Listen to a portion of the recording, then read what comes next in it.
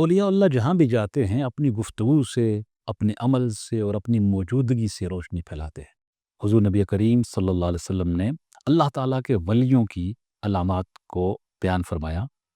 حضرت سیدنا عبداللہ ابن عباس رضی اللہ تعالیٰ عنہ راوی ہیں کہ کسی نے رسول اکرم علیہ الصلاۃ والسلام سے پوچھا، ایو جلسائنا خیر، یا رسول اللہ صلی اللہ علیہ وسلم، کس کی مجلس اختیار کرنا ہمارے لیے بہتر ہے؟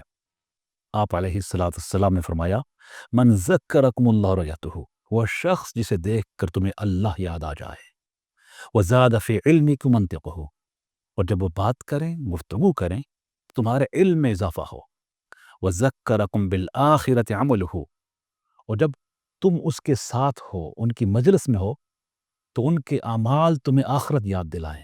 لہذا ایسی روحانی ہستیوں کی صحبت و مجلس اختیار کرو جو تمہارے دل کو نیکی کی طرف راغب کریں، جو تمہیں زیادہ سیکھنے، زیادہ عمل کرنے اور بہتر انسان بننے کی ترغیب دیں۔ صالحین اللہ تعالیٰ کی بہت بڑی نعمت ہے۔ وہ تمہیں اچھے اخلاق سے راہ حق دکھاتے ہیں، محبت سے یاد الہی کی تلقین کرتے ہیں، اور تمہیں ساتھ لے کر جنت کے راستے پہ چلتے ہیں۔ اللہ تعالیٰ ہمیں نیک لوگوں کی صحبت نصیب فرمائے اور ہمیں توفیق دے کہ ہم ان کے نقش قدم پر چل سکیں۔ آمین۔